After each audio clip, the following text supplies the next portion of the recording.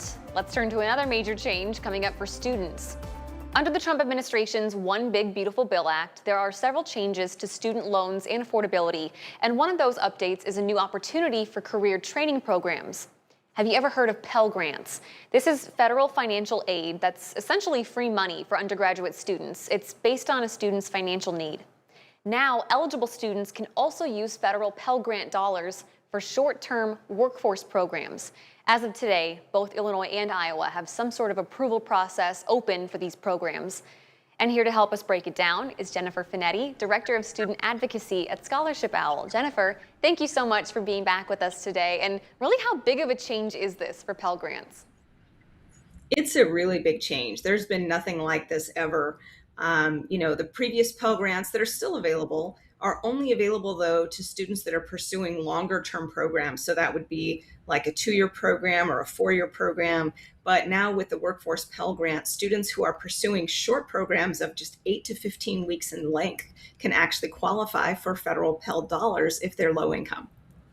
So are those the only two requirements? It's the length of your program and the income of your family or yourself? Pretty much. It depends, though, on the programs themselves, because each state has to approve the programs that are in demand in their state. Also, the programs that qualify need to have a 70% job placement rate. This is also brand new, and it's actually good, right? Because when you complete a program, you want to be able to get a job. And so these are going to be programs that are proven to already be in places where students can get employment. These changes went into effect officially on July 1st, so just a few weeks ago. And it has kind of been a slow rollout process because each individual state has to approve the programs that are eligible, these workforce programs. But speaking more broadly here, what kinds of programs are we even talking about? Like what could be eligible in Iowa and Illinois?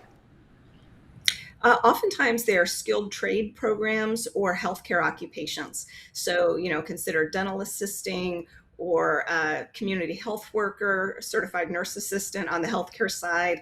And on the skilled trade side, we're talking about carpenters, welders, electricians, plumbers, anything in the building trades really, as well as some electronics and robotics careers as well. So this offers a lot of opportunity. And another thing that's really different is you do not have to have, or you can have more than just a bachelor's degree. So in other words, with the old Pell Grant, if you had a bachelor's degree, you could not qualify for additional Pell funds. But now with this Workforce Pell program, even if you have a bachelor's degree, if you want to go back to school and retrain, you can do that and pursue this with Workforce Pell money.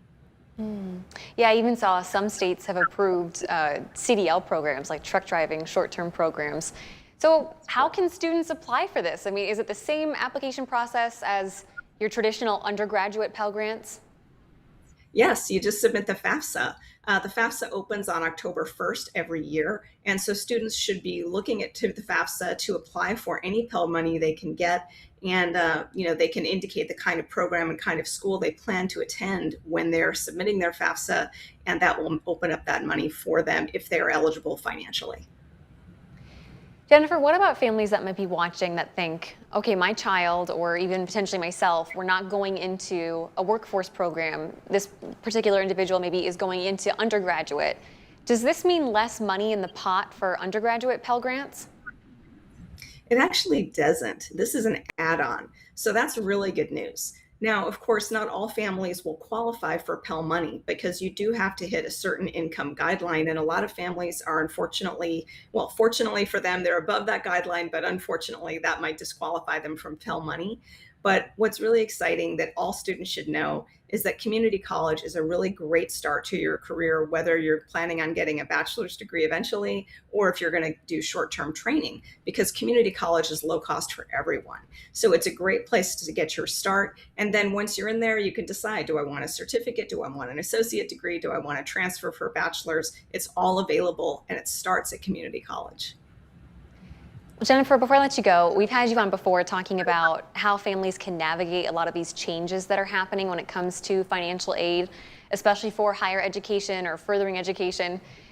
And things are changing, it feels like almost every single day right now. So what are some tips that you've got for families as they try to navigate all of these changes to financial aid and college costs?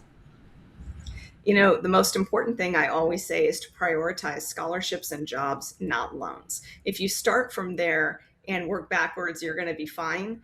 There are so many different ways that families can pay for college that do not involve taking on loans. So definitely submit the FAFSA so that you can see if you qualify for federal grants, apply for scholarships like what we have on the Scholarship All platform, and target lower cost colleges. A lot of times the private colleges or out of state colleges are going to be a lot more expensive than if you go to a community college or an in-state public university. So those are always the tips that I give. And definitely work while you're in school. Start from age 16 all the way until you complete your education. And the money you earn from a job is really going to make a difference and offset what you could have taken out in loans. Some great tips. As always, thank you so much, Jennifer, for your time. It's great to see you again. Thanks for joining us. Thank you. If you guys at home want to share this story, we have our online version up at WQAD.com underneath the As Seen on TV tab.